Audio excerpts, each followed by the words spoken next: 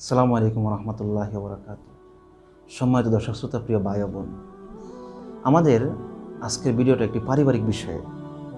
বিশেষ করে শুনবেন যারা শ্বশুর শাশুড়ি আছেন, বড় ভাই আছেন, তারা অনেক সময় আমাদের বোন বা আমার মেয়ে অভিযোগ নিয়ে আসে আমার কাছে যে আব্বা, আপনার জামাই এই সেই, এই করে না সেই করে না, আমাকে এই দেনা সেই দেনা ইত্যাদি ইত্যাদি কথাগুলো, বা আমাকে এই দেন না সেই দেন না, বা আমার সাথে এই করে সেই করে। এভাবে আপনার ছোট বোন বিয়ে দিয়েছেন, এসে বলতে পারে ভাই আমার সাথে এরকম এরকম ওনার আচরণ। তা আপনি কি করলেন? রেগে চটে গিয়ে বললেন যা তালাক নিয়ে আয়, তোকে নিয়ে আসবো, তালাক নিয়ে আসবো। একদম আপনার এই কথাটা সুন্নাহ বিরোধী কথা, শরিয়া বিরোধী কথা। আবগাদুল হালালি আল্লাহ তাআলা তালাক। রাসূলুল্লাহ সাল্লাল্লাহু আলাইহি ওয়াসাল্লাম বলেছেন যে আল্লাহর কাছে সবচেয়ে ঘৃণিত হালাল হচ্ছে গিয়ে তালাক। একটা জয়ীফ হাদিসে এসেছে, যখন কোনো বান্দা তালাক দেয় আল্লাহ আরশ কেঁপে ওঠে। আল্লাহ সুবহানাহু ওয়া তাআলা সবসময় চান একটা পরিবারকে বাঁচাতে। ফুকাহে কেরাম একটা কথা বলে থাকেন, ইসলামী আইনবিদগণ, কেউ যদি বলে ইনশা আল্লাহ আমার এই অর্থগুলো বা আমার এই জায়গাটা আল্লাহর নামে ওয়াকফ বা আল্লাহ রাস্তায়, তখন সেটা ওয়াকফ হয়ে যায়, আল্লাহ রাস্তায় দান হয়ে যায়। কিন্তু কেউ যদি বলে ইনশা আল্লাহ আমার বউ তালাক, তাহলে ফকিগণ বলেছেন তার বউ তালাক হবে না। কারণ আল্লাহ চান না তোমার বউ বা তোমার স্ত্রী তালাকপ্রাপ্ত হোক, এটা আল্লাহ চান না। আল্লাহ কখনো চান না কারো সংসার বিচ্ছেদ ঘটুক।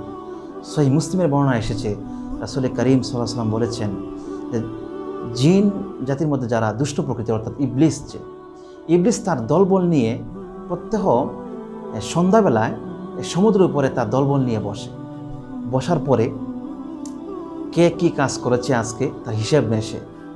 তখন ল্যাংরা একজন উঠে বলে, উস্তাদ আমি আসলে আজকে কোনো কাজ টাজ করিনি, তবে আমি একটা কাজ করেছি সামান্য, সেটা হচ্ছে গিয়ে স্বামী স্ত্রীর মধ্যে আমি এমন সমস্যা ঘটিয়েছি তাদের মধ্যে বিচ্ছেদ ঘটে গেছে বর্তমানে। তখন শয়তান কী করে, তাকে কাছে নেয় এবং বুকে টেনে নিয়ে বলে তুই তো আমার দলের মধ্যে সবচেয়ে সেরা কাজটা করেছিস।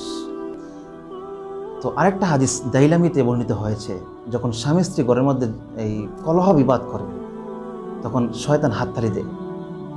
তো এই যে স্বামী স্ত্রীর মধ্যে কলহ বিবাদ লেগে থাকা বা এই স্বামী স্ত্রীর মধ্যে মনোমালিন্য হওয়াটা, এটা হবে। কিন্তু এখানে মা বাবার কী করা উচিত, বড় ভাই হলে কী করা উচিত, অভিভাবকের কী করা উচিত, এর সমাধান দিয়ে গেছেন রাসূল করিম সাল্লাল্লাহু আলাইহি ওয়াসাল্লাম। তিনি আমাদের উত্তম আদর্শ। আমরা ইতিহাস থেকে দুইটা ঘটনা বলি, সিরাত থেকে। একবার রাসূল করিম সাল্লাল্লাহু আলাইহি ওয়াসাল্লামের একজন মেয়ে এসে বললেন, আব্বা আপনার জামাতা উসমান উনি কৃপণতা করেন।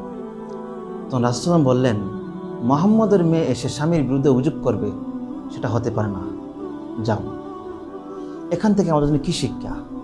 রাসূল করিম সাল্লাল্লাহু আলাইহি ওয়াসাল্লাম সব কথাকে, অভিযোগকে কান নিতেন না, শুনতেন বা শুনলেও কান নিতেন না। আরেকটা ঘটনা যেটা সহিহ বুখারীতে বর্ণিত হয়েছে, একবার হযরত ফাতেমা রাদিয়াল্লাহু তাআলা আনহা এবং আলী রাদিয়াল্লাহু তাআলার মধ্যে একটু সামান্য মনোমালিন্য হয়ে যায়। মনোমালিন্য হয়ে আলী রাদিয়াল্লাহু তাআলা ঘর থেকে তিনি বের হয়ে চলে যান। তখন রাসূল ঘরে আসলেন, এসে বললেন আলী কোথায়? তখন ফাতেমা বললেন যে তার সাথে আমার কিছু একটু মনোমালিন্য হয়েছে, রাগ করে সে ঘর থেকে বের হয়ে চলে গেছে। রাসূল কী করলেন, ডাকলেন যে দেখো তো কোথায় গিয়েছে আলী। রাসূল নিজেও বের হলেন, যে কোথায় গেল। তিনি গিয়ে দেখলেন যে মসজিদের মধ্যে তিনি খালি গিয়ে শুয়ে আছেন।